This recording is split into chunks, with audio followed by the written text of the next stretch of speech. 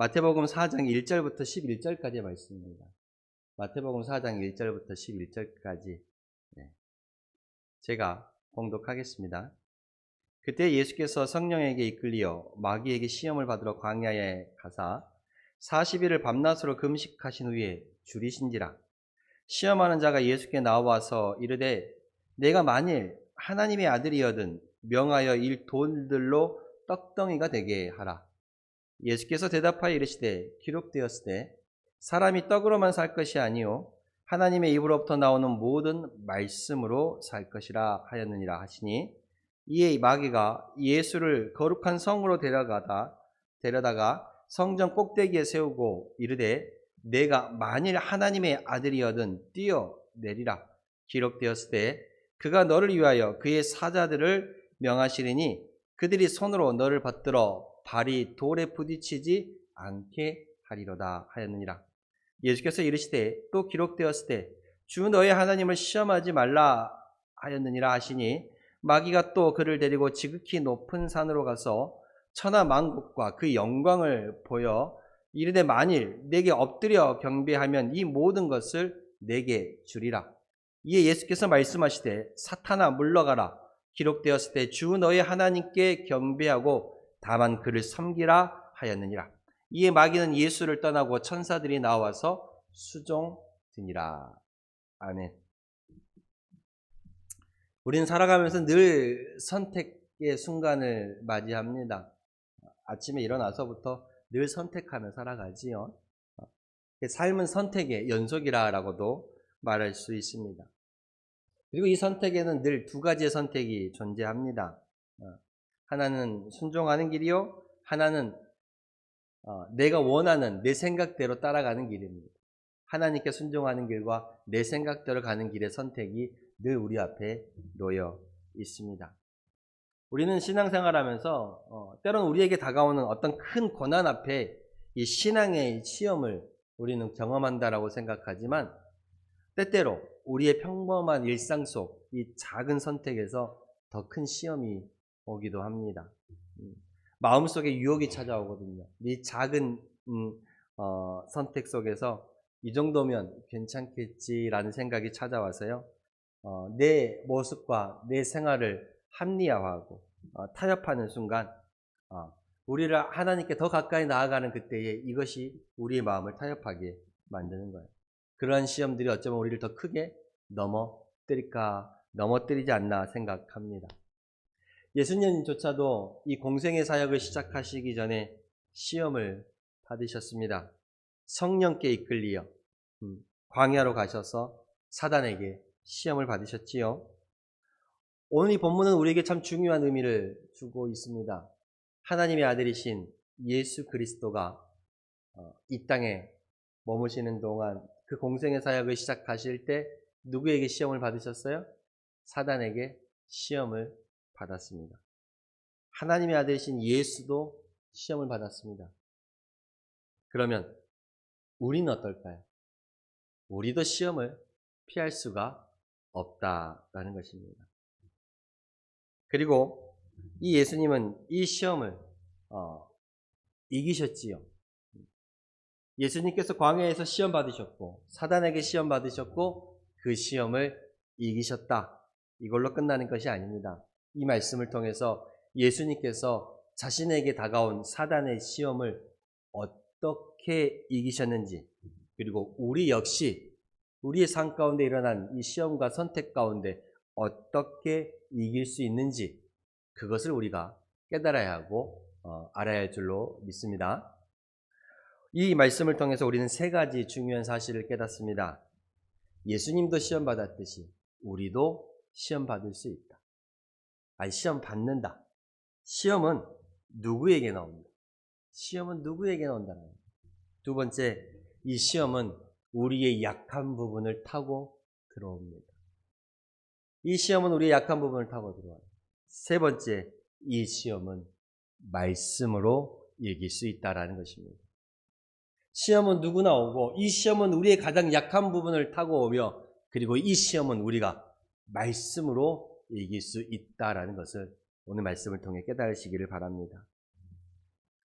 첫 번째 시험은 어떤 시험이었습니까? 예수님께서 당한 첫 번째 시험은 돌이 떡이 되게 하라는 시험이었습니다. 돌이 떡이 되게 하는 시험. 예수님께서는 세례 요한에게 세례를 받으신 후에 성령께 이끌려 광야로 가셨지요. 광야는 시험과 연단의 장소로 표현되는 대표적인 대명사입니다.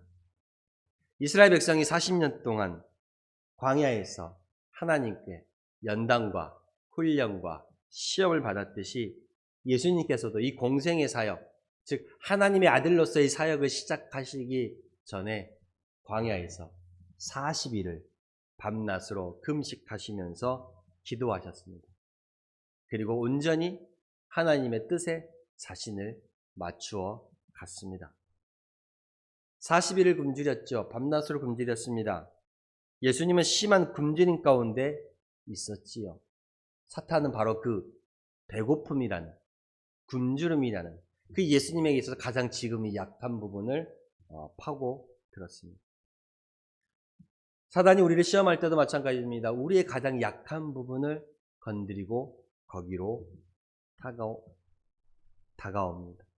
우리가 피곤할 때, 또는 우리가 마음이 상해 있을 때, 우리가 외로울 때, 또는 경제적으로 조금 힘들 때, 사람들에게 인정받고 싶을 때, 그때 사단이 그 마음을 두드리는 거예요. 그 상황을 이용하는 거예요. 그러면서 이 정도는 괜찮아요. 아니, 내가 먼저 살아야지. 네가 먼저 살아야 할 거야. 이렇게 다가옵니다. 우리에게 필요한 것들을 빌미로 사탄은 우리의 신앙을 타협시키는 거예요. 신앙을 타협시키는 거예요. 사탄은 예수님에게 뭐라고 말합니까? 돌이 떡이 되게 하라. 예수님은 40일 밤낮을 금식하며 굶주리셨습니다. 그에게 돌이 떡이 되게 하라. 그리고 그것을 내가 먹으라라고 말하는 거예요. 표면적으로는 문제 없습니다. 예수님은 이 돌을 떡덩이가 되게 하실 수 있습니다. 예수님은 죽은 자도 살리셨는데 돌이 떡이 되게 하실 수도 있지요.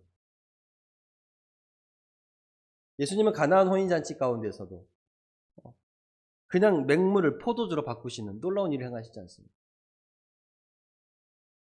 돌이 떡이 되게 할 수도 있습니다. 그리고 우리의 삶 가운데 떡이 필요합니다. 떡이라는 건 무엇입니까? 우리의 육신을 유지하는 일용할 양식을 말하는 거예요. 먹는 음식을 말하는 거예요. 이 떡이 가리키는 대명사는 우리의 삶에 필요한, 이 생명을 유지하기 위해서 필요한 그 먹는 것들, 영양분을 말합니다. 떡은 필요합니다. 죄가 아니지요. 그런데 사단의 이 질문 속에는 교묘한 의도가 숨어 있습니다. 어떤 의도가 숨어 있습니까? 이렇게 말합니다. 시험하는 자가, 사단이 예수께 나와서 이르되 뭐라고 말합니까? 이 돌들로 떡덩이가 되게 하라라고 말하는데 그 앞에 뭐라고 말해요? 내가 만일 하나님의 아들이거든.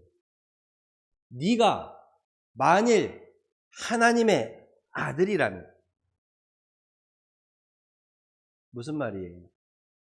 예수님의 정체성을 흔드는 거예요. 신앙의, 믿음의 정체성을 흔드는 거예요. 오늘날도 사람들은, 세상은 이렇게 말합니다. 네가 하나님의 자녀 맞아? 네가 하나님의 자녀 맞아? 하나님이 너를 사랑하신다면 어떻게 그럴 수 있지? 하나님이 너를 사랑하신다면 왜 너는 고난을 받을까? 하나님께서 너를 사랑하신다면 왜 힘드는 것이지? 정말 하나님의 자녀가 맞나? 나는 예수 믿는데 왜 이렇게 힘들지? 나는 예수 믿는데 왜 이렇게 고난받을까? 그렇죠. 내가 만일 하나님의 아들이거든. 오늘날 우리에게는 내가 정말 하나님의 자녀라면. 네가 예수 믿는데 왜 그렇지? 라고 그 시험을 당하는 거예요. 신앙의 근본을 흔드는 거예요. 네가 정말 하나님의 아들이라면, 네가 정말 하나님을 믿는다라면, 네가 정말 하나님의 자녀라면 그렇게 말하면서 신앙을 흔들려고 해요. 정체성을 흔들려고 합니다. 예수님은 이 사단에게 뭐라고 응대하십니까? 뭐라고 응답하십니까? 예수께서 대답하여 이르시되 기록되었으되 사람이 떡으로만 살 것이 아니요. 사람이 떡으로만 살 것이 아니요 하나님의 입으로부터 나오는 모든 말씀으로 살 것입니다. 예수님의 이 말씀은 신명기 8장 3절에 나오는 그 말씀을 인용한 거예요. 사람이 떡으로만 살 것이 아니에요. 예수님 여기서 두 가지를 분명히 말씀하셨습니다. 첫째는 무엇입니까? 인간은 떡으로만 살 수 없다라는 거예요. 떡이 필요 없다라는 말이 아니에요. 우리가 삶을 이 육신을 유지하는데 어떤 먹을 그 일용할 양식이 우리에게 필요 없다라는 게 아니에요. 우리의 삶을 유지하는데 가장 기본적인 것들을 내가 가지고 누리며 살아가지 말아라. 이 말을 하는 게 아니에요. 그러나 그것만으로는 살 수 없다라고 말해요.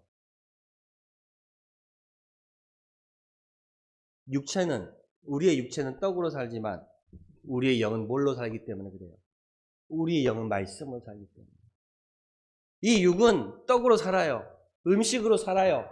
그러나 영은 말씀으로 살아요. 그래서 예수님이 말씀하신 거예요. 떡으로만은 살 수 없다. 육신만 살아서 되겠느냐?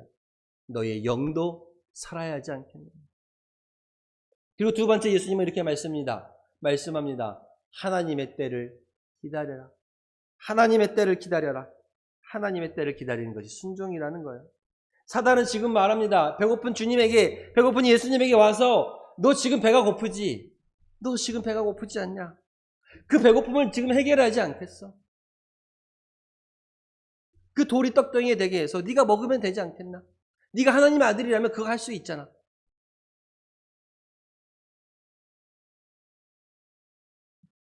우리의 삶에 문제들이 일어납니다. 지금 그 문제 얼른 해결하지 않겠어? 일단 너부터 살고 봐야지.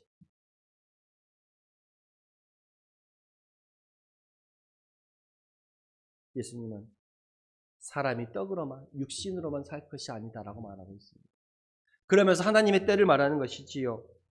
하나님께서 공급하시는 때, 하나님께서 베풀어 주시는 하나님의 방법, 그 하나님의 때를 기다려야 한다라는 것입니다. 하나님의 입으로 나오는 모든 말씀으로 살 것이라 라고 말합니다. 우리는 우리에게 필요한 것들에 그것이 부족함으로 인해 오는 그 시험에서 어떻게 이길 수 있을까? 때로는 돈이 필요해서, 때로는 내가 살기 위해서, 가정이 살고 자녀들이 살기 위해서, 때로는 애들 때문에 이런 말로 우리의 신앙을 타협할 때가 많이 있습니다. 신앙을 타협할 때가 많이 있죠. 그러나 예수님 말씀하셨습니다. 말씀으로 그러한 상황들을 순종함으로 이겨나가도록 하셨습니다. 말씀이 우리의 삶의 기준이 되어야 되고요. 말씀이 우리의 양식이 되어야 하고요. 말씀이 우리의 시험을 이길 무기가 되는 것입니다. 육신은 떡으로 살지만 그 떡만으로는 살아갈 수 없다고 말하고 있는 것입니다. 육이 건강하려면, 영이 건강해야 합니다. 우리의 영은 말씀으로 산다라는 것입니다. 우리가 필요한 필요의 시험에 지금 예수님이 만나는 첫 번째 시험은 돌이 떡덩이에 되게 하라. 우리에게 필요한 것, 지금 당장 배고픈 예수님에게 필요한 것, 그 필요에 대한 시험이었어요. 우리도 필요한 것들이 많죠. 삶에 살아가면서 돈이 필요할 때 있고, 물질이 필요할 때 있고, 건강이 필요할 때도 있고, 애들의 여러 가지 문제, 살아가면 여러 가지 문제, 그것 때문에 신앙에 타협을 하며 살아가는 거예요. 약한 부분을 건드리는 거죠. 부족한 부분을 건드리는 겁니다. 이 정도는 괜찮아. 네가 먼저 살아야 하지 않겠어? 애들 때문에 그러는 겁니다.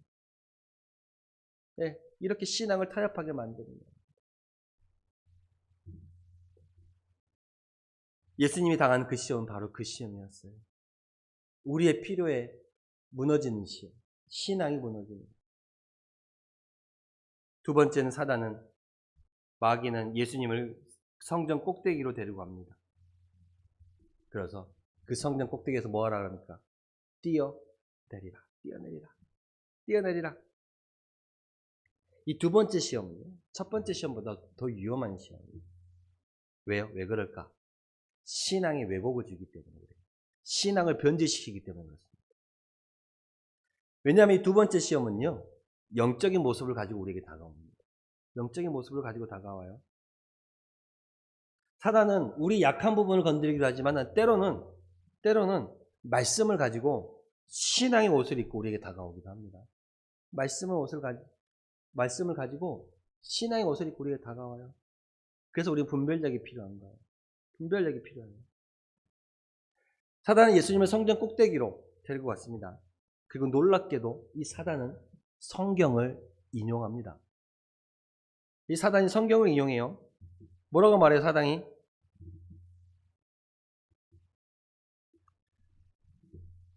6절에 내가 만일 하나님의 아들이거든 뛰어내리라. 기록되었으되 성경을 인용합니다. 그가 너를 위하여 그의 사자들을 명하시리니 그들이 손으로 너를 받들어 발이 돌에 부딪히지 않게 하리로다. 여기서 우리는 중요한 사실을 깨닫습니다. 사단도 말씀을 안다라는 것입니다. 사단도 말씀을 알아요. 그런데 그 말씀을 자기가 원하는 방향으로 비틀어 사용합니다. 사단도 말씀을 압니다. 그 말씀을 가지고 우리를 유혹하고 우리를 무너뜨립니다. 그 말씀을 비틀어서 사용하기 때문에 그렇지요. 사단이 이용한 이 말씀은 그가 너를 위하여 그의 사자들을 명하시리니 그들이 손으로 너를 받들어 발이 돌에 부딪히지 않게 하리로다. 이 말씀, 이 시편 91편의 말씀은 원래 하나님께 피하는 자, 하나님을 신뢰하는 자를 하나님께서 보호하신다는 말씀이에요. 하나님께 피하는 자, 하나님을 신뢰하는 자를 하나님께서 보호하신다는 그 말씀을 왜곡하는 거예요. 그 말씀을 이용하는 거예요. 이 말씀을 어떻게 바꾸냐면요. 네가 하나님을 시험해도 하나님이 보호하신다라는 거예요. 원래 이 말씀에 우리에게 주신 의미는 우리가 하나님께 피하면, 우리가 하나님께 의지하면, 하나님을 신뢰하면 하나님이 우리를 보호하신다라는 말씀인데 그 말씀을 사단은 비틀어서 네가 하나님을 시험해도 보호하신다는 거예요. 무슨 말이냐면요. 우리가 하나님께 피하는 거하고 우리가 하나님을 신뢰하는 거하고 우리가 하나님을 시험하는 건 다른 문제예요. 왜냐하면 사단은 하나님을 증명하는, 이 증명해야 하는 부분을 만들었기 때문에 그래요. 이 증명하는 신앙으로 만들어버리는 거예요. 신앙을 증명해야 하는 거예요. 네가 만일 하나님의 아들이라면, 네가 만일 하나님의 아들이라면, 하나님의 아들이에요. 하나님의 아들인데 그 앞에 뭘 붙였어요? 만일 네가 하나님의 아들이라는 걸 증명해라. 만일 그렇다면 증명해라. 하나님이 지켜주시는 거 한번 보여줘라. 하나님이 살아계시다면, 정말 하나님이 살아계시다면 증명해보라는 거예요. 우리도 살아가면서 이런 신앙생활을 하면서 이런 걸 많이 듣습니다. 하나님이 살아계시냐? 살아계셔? 보여줘봐. 보여줘. 하나님이 살아계시면 증명하라는 것입니다. 정말 하나님이 살아계시다면 나에게 왜 이런 고난을 줄까? 하나님이 살아계시다면 왜 이런 시험을 받을까? 왜 하나님이 살아계시다면 내가 기도하는데 내 기도한 대로 응답해 주시지 않는 걸까? 내가 행동하고 난 기도했으니까 하나님께서 나를 지켜주실 거야? 내게 복 주실 거야? 가만히 생각해 보면 이거는 하나님께 맡기고 신뢰하는 것이 아니라 하나님께 어떠한 상황을 내밀면서 그렇게 움직여 주시라고 하나님을 증명하도록 하는 거예요. 살아계시다면, 하나님이 계시다면 내가 기도했으니까 이렇게 기도한 대로 이루어 주세요. 이건 바꿔 말하면 내가 하나님을 시험하는 거예요. 하나님 계시다는 걸 증명해 주세요. 증명해 주세요. 그런데 신앙은요, 증명하는 것이 아니라 하나님이 우리를 통해 자신을 드러내시는 거예요. 내가 하나님께 증명하도록 하는 것이 아니라 하나님이 우리를 통해 드러내시는 거예요. 하나 이야기를 들려드릴게요. 어떤 등산객이 이 가파른 이 바위 산을 올라가면서 저 위에서 내려준 노프를 의지하고 노프를 매달고 등산을 올라갑니다. 안전장치를 하고 가지요. 올라가다가 순간 발을 헛디뎌서 그만 밑으로 툭 떨어졌어요. 그럼 어디에 매달리게 돼요? 그 안전장치 해놨던 노프 하나 대롱대롱 매달려 있습니다. 위에서 말해요. 괜찮아요. 가만히 계세요. 그 노프는 괜찮습니다. 가만히 계세요. 그런데 이 대롱대롱 매달려 있던 사람이 정말 이 노프 안 끊어져요? 제가 한번 흔들어 봐도 돼요? 제가 한번 흔들어 봐도 돼요?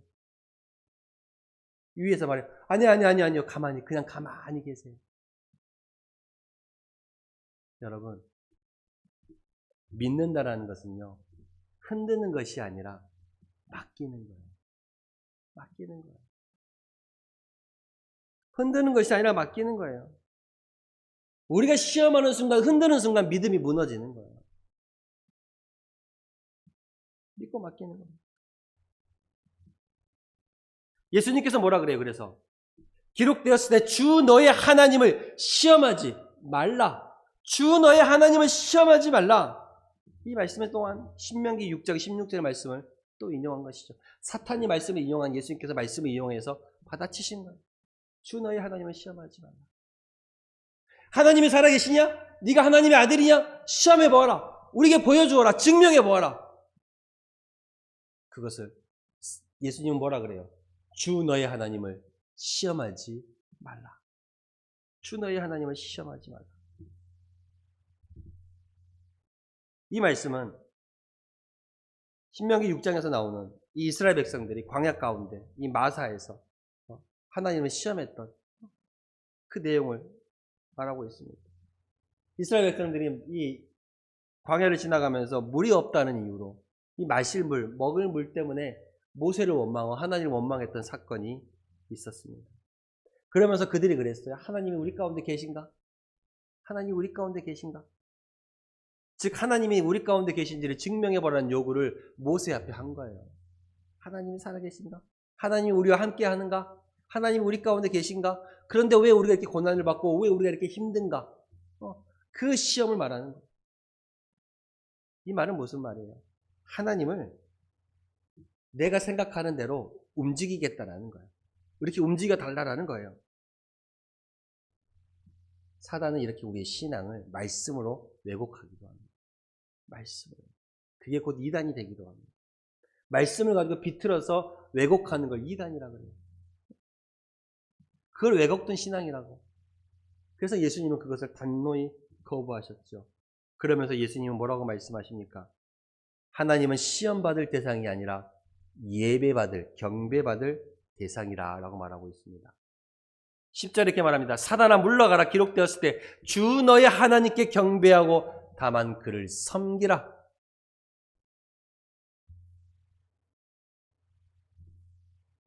이 신앙의 왜곡이 우리 삶 가운데도 나타납니다. 하나님은 어떤 결과만 주는 수단으로 인용하는 거예요. 결과만 주는 수단. 기도했으니까 내가 기도한 대로 반드시 이루어질 거야. 그렇죠? 하나님은 기도하면 응답하십니다. 응답하시는데 주 안에서 라고 성경은 말하고 있어요. 주 안에서. 내가 주님 안에 가고 주님이 내 안에 거할 때 우리의 기도한 것이 이루어지는 것이지 무조건 내 욕심대로 기도한 대로 이루어지는 것이 다 아니라는 거예요. 이건 신앙이 아니라 뭐라면 거래예요. 거래. 하나님 내가 기도했으니까 하나님 내가 이렇게 했으니까 이걸 해줘. 거래지. 이게 신앙이에요. 거래죠. 이거는 거래입니다. 또는 내가 하나님 앞에 최선을 다하지 않고 믿음만 외치는 사람이 있어요. 믿음만 외치는 사람. 대충 해도 내가 예수 믿는데 예수님이 도와주시겠지. 내가 믿음 가운데 살아가는데 하나님 내 신앙생활에는 예수 믿는데 하나님께서 할게 주시겠지.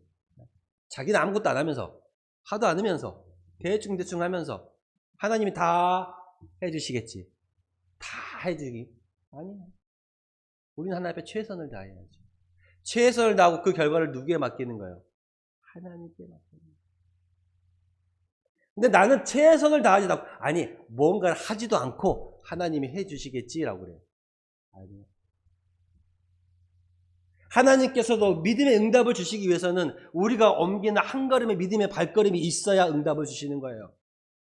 이스라엘 백성들이 가나안 땅을 가기 위해서는 요단강을 건너야 했어요. 그 요단강을 믿음으로 건너가기 위해서는 먼저 발을 요단강물에 담그는 그 모습이 있어야 하나님께서 요단강물을 갈라주시는 거예요. 요단강은 급류가 셉니다. 거기를 하나님께서 건너가라 하셨어요. 홍해를 건너가듯이. 그럼 어떻게 해야 돼요?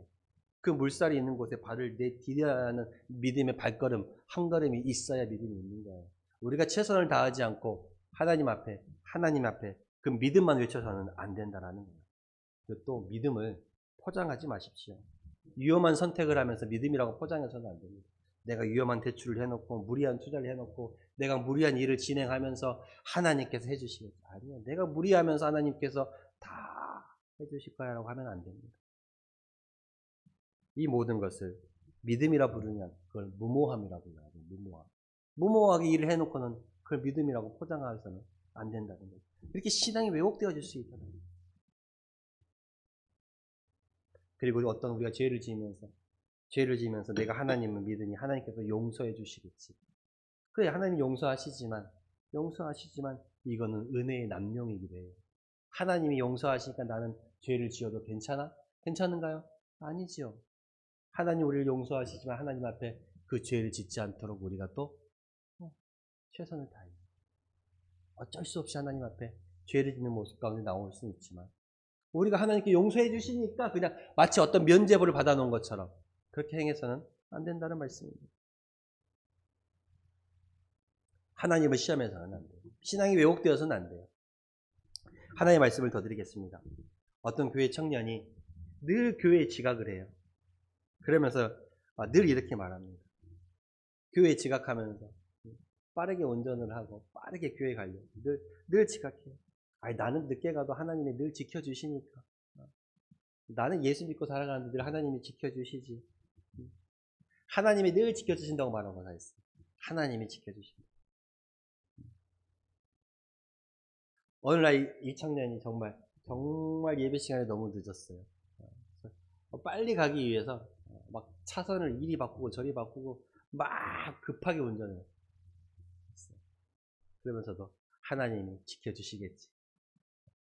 결국 그날 무리하게 너무 급하게 달려가다가 사고가 났습니다. 다행히 큰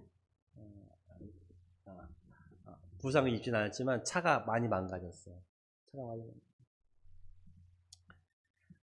이 청년을 목사님이 신방 왔을 때 이렇게 말했습니다. 하나님이 왜 나를 지켜주시지 않는 걸까요? 하나님이 왜 나를 지켜주시지 않는, 내가 예배 시간 좀 늦었다고 좀 급하게 간다고 내가 기도하면서 운전했는데 왜 하나님이 지켜주시지 않는 걸까요? 이 목사님은 이 청년에게 이렇게 말했습니다. 믿음은 하나님께 맡기는 것이지 하나님을 조종하는 것이 아니다. 하나님을 조종하는 것이 아니다. 하나님을 나한테 맞추라고 하나님을 내가 조종하는 것이 아니에요. 그건 믿음이 아니지. 하나님을 믿는 것이 아니라 내 계획에 하나님 이렇게 움직여 주세요. 이렇게 해 주세요. 하나님이 나한테 맞춰달라고 말하는 거예요. 그럼 그건 아니지요. 참된 믿음은 증명하는 것이 아니에요. 그저 말씀에 순종하는 거예요. 그게 믿음이에요. 증명하는 것이 믿음이 아니에요. 순종하는 것이 믿음이에요. 하나님께서 하시면 하는 거고 하시지 않으면 하시지 않는 거예요. 하나님이 한다고 그건 믿음이고 하나님이 하시지 않으면 그거는 하나님이 살아계시지 않는 거. 그런 거예요? 아니죠. 하나님이 하시면 하고 안 하시면 안 하고. 기도 응답해 주셔도 감사, 안 해 주셔도 감사. 그리 아니하실지라도 감사, 그럴지라도 감사. 그렇죠. 그게 신앙이에요. 순종하는 거, 맡기는 것이죠. 내 뜻이 앞서는 것이 아니라 내 뜻보다 누가 앞서야 돼요? 하나님의 뜻이 앞서야 돼요. 참된 믿음은 순종하는 믿음입니다. 맡기는 겁니다. 믿음은 하나님을 따르는 것이지 하나님을 내가 살아가는 도구로 이용하는 게 아니에요. 잘 생각해야 돼요. 우린 여기에 빠질 때가 많아. 하나님을 내가 살아가는데 필요한 어떤 이 도구, 뭔가를 주는 그 도구로 이용하는 것이 아니에요. 믿음은 하나님을 내가 따라가는 거예요. 따라가면서 하나님께서 주시는 것들을 받아 누리는 거죠. 신앙은 하나님을 따르는 것이고 하나님을 시험하는 것이 결코 아닙니다. 네. 마지막 시험. 네.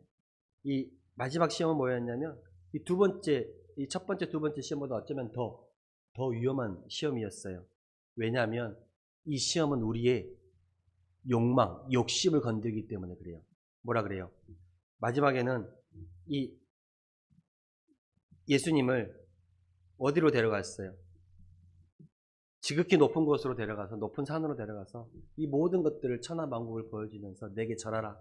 그럼 이 모든 것을 너에게 주리라 그랬습니다. 인간이 가장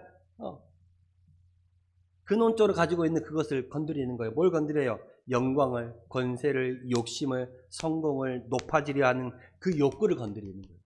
그 욕구를 건드려요. 가장 달콤한 유혹을 건드리는 것이죠. 그리고 그 천하만국을 보여주면서 내게 절하라. 그럼 이 모든 것을 너에게 주리. 빠른 길이지, 빠른 길을 제시하는 거죠. 빠른 길. 빠른 길. 내게 경배해라. 내게 절하라. 그러면 이 모든 걸 내가 더 주겠다. 성공하게 해주겠다. 내가 너를 높여주겠다. 권세를 주겠다. 영광을 주겠다. 우리도 그래요. 빨리 돈 버는 거, 빨리 유명해지는 거, 빨리 성공하는 거, 빨리 서는 거, 빨리 인정하는 거. 특별히 대한민국 사람들은 빨리. 그죠? 빠른 거 참 좋아해. 그러나 그 빠른 것은 대부분 타협이고, 대부분 죄의 길입니다. 웬만해서 빨리 가는 길. 여러분, 사단이 내게 절하라. 그러면 내가 이것을 금방 너에게 다 주겠다. 절하라. 다 주겠다. 이것은 무슨 말인지 아세요? 절하라는 말은 내게 엎드려 경배하면 이 모든 것을 너에게 주겠다. 내게 엎드려 경배하면 이 모든 것을 너에게 주겠다. 이 말은 무슨 말이에요? 너의 예배의 대상을, 섬김의 대상을 바꾸라는 말이에요. 바꾸라는 말. 예배하며 엎드려 경배하는 것, 절하는 것, 그것이 바로 예배의 표시이고 내 주인이 누구인가를 나타내는 거예요. 순종의 방향을 바꾸는 거예요. 예배의 방향을 바꾸는 거예요. 하나님이 아닌 다른 것을 섬기게 만드는 거예요. 사단이 지금 그렇게 말하는 거예요. 여러분, 예배의 대상이 바뀌는 순간 신앙의 본질이 완전히 무너져요. 신앙의 본질. 예수님이 여기에서 분명하게 대답하십니다. 뭐라고 대답하신지 아십니까? 예수님께서 사탄아 물러가라. 사탄아 물러가라. 주 너의 하나님께 경배하고 다만 그를 섬기라 라고 말합니다. 예수님은 이 앞서 사단에게 말했던 어제보다 더 강하게 이번에 말하고 있어요. 사탄아 물러가라. 주 너의 하나님께 경배하고 다만 그를 섬기라 라고 말합니다. 강하게, 훨씬 강하게 말해요. 왜냐하면 세 번째 시험은 단순히 우리를 무너지게 하고 신앙을 왜곡시키는 것이 아니라 누구를 섬길 것인가를 바꾸는 문제이기 때문에 그래요. 하나님을 섬길 것이냐? 아니면 하나님이 아닌 다른 무언가를 섬길 것이냐? 하나님을 섬길 것이냐? 우상을 섬길 것이냐? 하나님을 섬길 것이냐? 세상을 섬길 것이냐? 하나님을 믿을 것이냐? 나를 믿을 것이냐? 경배의 대상을, 믿음의 대상을 바꾸는 문제이기 때문에 예수님은 단호하게 사탄아 물러가라. 다만 주 너의 하나님께 경배하고 그를 섬기라 라고 말하는 거예요.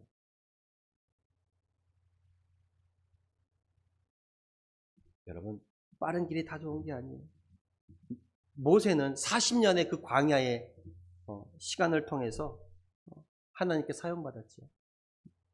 40년의 광야의 시간을 통해서.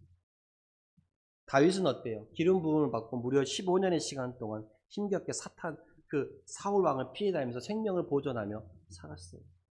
요셉은 이복 형제들에게 노예 종으로 팔려서 낯선 땅에 가서 무려 13년간을 종으로 살아야 했어요. 고난을 겪어야 했습니다. 바울 역시 다메 도상에서 주님을 만난 후에 아라비아에서 3년의 신앙의 연단의 시간을 가지기도 했습니다. 하나님은 우리에게 지름길을 말하지 않아요. 하나님은 우리에게 준비시키는 시간을 분명히 가지시고 사용하십니다. 그리고 우리 가운데 정직과 헌신과 낮아짐과 십자가를 통해서 하나님 우리에게 영광을 더 주시는 거예요. 여러분, 누구를 섬길 것인가? 우리도 이렇게 사탄의 유혹을 받을 때가 있어요. 조금만 타협하면 돼. 조금만. 남들도 다 해. 너만 유독 그러지 마. 남들도 다 해. 결과만 좋으면 됐지. 아니에요. 하나님은 그렇게 말씀하시지 않습니다. 하나님이 사용하시는 이 시험을 이기는 무기는 말씀이었습니다. 말씀을 이겼어요. 첫 번째 시험, 사람이 떡으로만 살 것이 아니라 라고 주님은 말씀을 이기셨어요. 두 번째, 주 너의 하나님은 시험하지 말라 라고 말씀으로 이기셨어요. 세 번째 역시도 주 너의 하나님께 경배하고 다만 그를 섬기라 라고 또 하는 말씀으로 이기셨어요. 여러분, 우리 가운데 있는 시험을 이기기 위해서는 말씀이 선포되어야 합니다. 말씀으로 시험을 이기시기를 바랍니다. 여러분, 우리에게 필요한 것들을 필요에 의한 시험이 있을 수도 있고 우리의 신앙이 왜곡되어지는 그 시험이 있을 수도 있고 또 예배의 대상을 바꾸라는 그 시험이 우리 가운데 있을 수도 있습니다. 그러나 우리도 예수님이 이기시는 시험의 방식으로 말씀으로 시험을 이기시길 바랍니다. 말씀을 아는 자가 강해지고 말씀을 붙드는 자가 흔들리지 않고 말씀을 의지하는 자가 결국은 승리합니다. 여러분 가운데서도 말씀을 듣고 시험 앞에 당당히 선포하십시오. 사탄아 물러가라. 사탄아 물러가라. 주 너의 하나님을 경배하고 다만 그를 섬기라. 강하게 이 말씀이 살아 능력이 있고 우리의 삶을 지키는 방패가 되고 유혹을 이겨내는 검이 될 줄로 믿습니다. 기도하겠습니다. 하나님 감사합니다.